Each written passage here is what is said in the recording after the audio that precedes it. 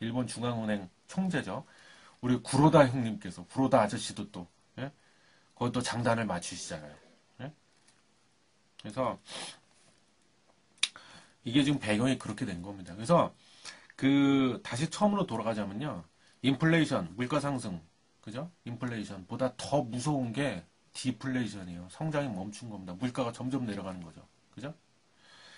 그래서 일본은 이미 디플레이션이 된 지 오래됐죠.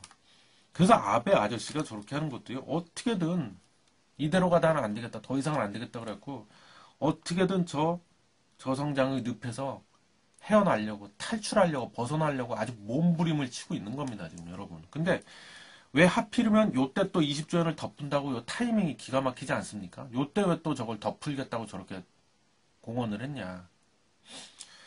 자, 미국에서요. 양적 완화 끝난다고 그랬잖아. 그럼 달러의 가치가 올라가겠습니까? 내려가겠습니까? 달러의 가치가 당연히 올라가겠죠. 왜? 달러가 더 이상 공급이 안 되니까 이제. 그죠? 공급이 주니까 가격은 올라가게 돼 있습니다. 그죠? 근데 여기에다가 엔화 값을 더 내리겠대. 즉 엔화의 가치를 더 떨어뜨리겠대. 그럼 달러의 가치와 엔화의 가치의 격차는 더 벌어지겠죠. 그거 당연한 거 아닙니까? 더 벌어지겠죠. 그럼 수출이 더 잘 되겠죠. 그죠? 네. 이렇게 되면 아마 일본 기업에서들도요. 그동안은 눈치 보느라고 안 내리고 있었는데 수출 단가 가격을 더 내릴 가능성이 매우 높아집니다. 그럼 일본의 수출 경쟁력은 더 높아지겠죠. 예. 근데 사실은요, 또 이면을 자세히 들여다보면 이게 과연 효과가 얼마나 더 있을지 의문을 품는 사람도 많이 있습니다. 왜냐하면 지금까지 그렇게 또 일본에서 미친 듯이 돈을 찍어내서 이렇게 풀었는데 사실 별 효과가 없어요. 예. 그게 왜 그러냐면요. 일본에선 지금 현재 제가 어디서 통계를 봤는데 제 기억이 정확하진 않은데 거의 맞을 겁니다. 수출 비중이 15%에서 한 20% 정도밖에 안 된대요. 그리고 미국의 그 수출 기업들이요. 일본의 네노라는 수출 기업들이 그 자사 제품을 생산해낸 그 공장을 해외로 옮긴 지가 오래됐답니다. 대부분 거의 다 해외로 옮겨놨대, 공장들을. 그러니까 이게 별 효과가 없다. 이렇게 되는 거예요, 사실. 근데 여기서 20조 원을 덮은다. 이건 제가 보기 어떻게 보면 아베 아저씨가 이게 정치적인 쇼를 하는 것 같기도 하고, 그죠? 네, 일단 뭐 이렇습니다. 자.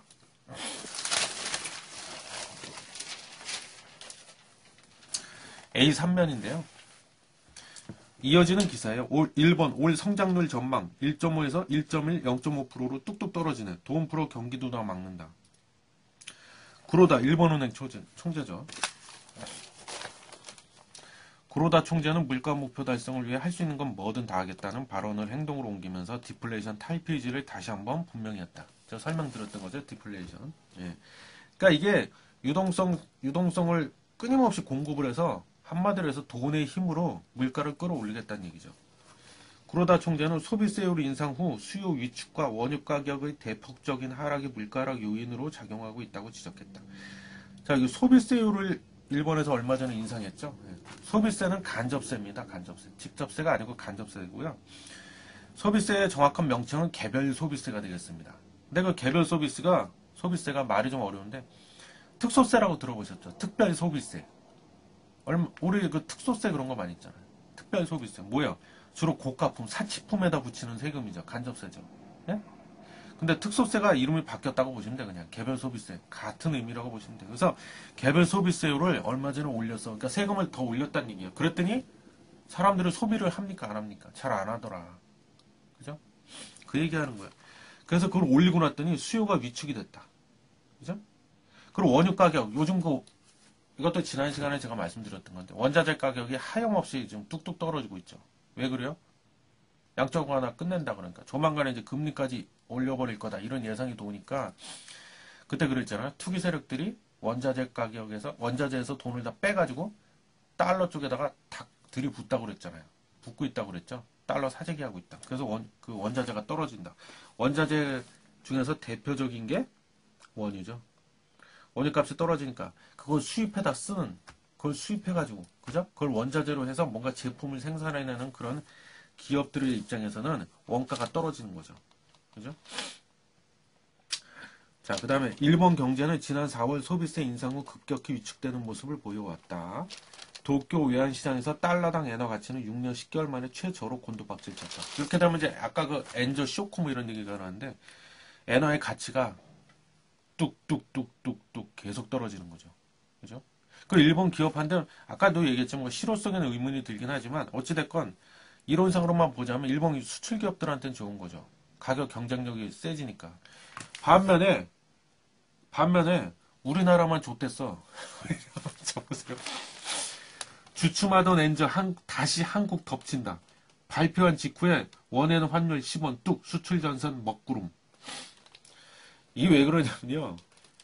물건값이 싸지는 거예요. 자, 지금 가장 대표적인 업종이요. 자동차 업종인데 우리나라의 현대 기아차 있죠. 일본의 도요다 있죠.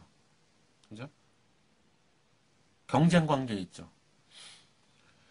근데 만약에 예를 들면요. 똑같이 미국 시장에다 수출을 합니다. 북미 시장에다가 도요다에서 나온 자동차도 수출을 해. 뭐 현대에서 만든 자동차도 똑같이 수출을 해. 가격대가 만약에 동일한다고 치고요. 같은 가격대의 두 모델이 있다고 칩시다. 그 미국의 뉴욕에 사는 어떤 사람이 미국인이 차를 한 대 사는데 뭘 살까 하고 둘 중에 하나 고르겠죠. 그런데 보니까는 뭐 사양이나 이런 건 다 비슷비슷하네. 배기량도 비슷하고 뭐 성능도 다 비슷해. 디자인도 다 비슷해. 그럼 당연히 바보가 아닌 이상은 가격이 싼 걸 사겠죠. 그죠?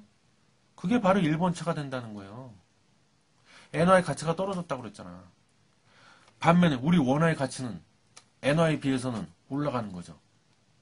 그럼 제3자인 미국 사람 입장에서 봤을 때는 걔네들은 달러를 쓰잖아요. 어떻게 더 쌉니까?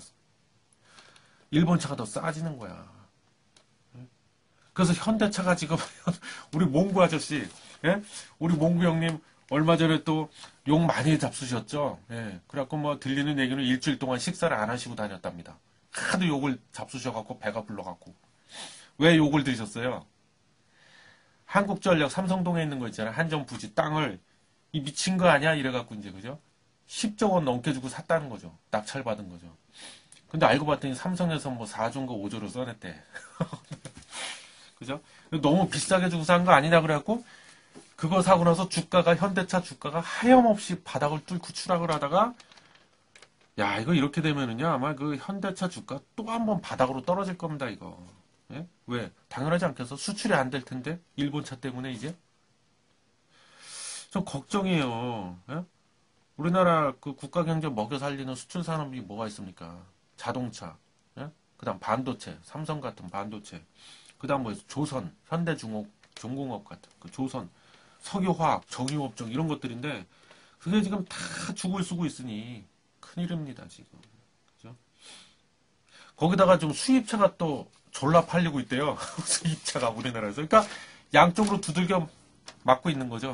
수출도 안 돼, 내수 시장에서도 안 팔려.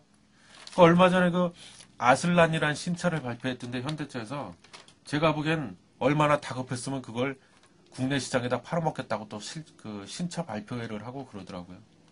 얼마나 다급했으면. 그런 것만 봐도 알 수 있죠. 자, 이데오 현대선물연구원은 원화가 엔화 약세 속도를 따라가지 못해 단기적으로는 100엔당 950원 선까지 떨어질 수 있다고 내다봤다. 현대경제연구원은 원화는 환율이 올해 100엔당 평균 990원대에서 2015년 평균 950원으로 하락하는 것을 전제로 내년 국내 총 수출액이 올해보다 4.2% 하락할 것으로 추정했다. 자, 만약 900원까지 환율이 내려간다면요, 총 수출액은 8.8%까지 감소할 수 있다고 내다봤다. 아, 큰일이네요, 그죠? 실제로 엔저 지속은 갈수록 활력을 잃어가고 있는 한국 제조업과 수출 전선에 적잖은 부담으로 작용할 수밖에 없다.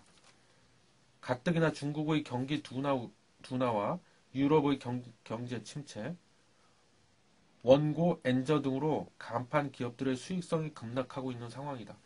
말씀드렸잖아요. 해외 시장에서 한국과 경쟁하고 있는 일본 기업들은 이번 양적 완화를 보다 유리한 입지를 구축할 수 있게 됐다.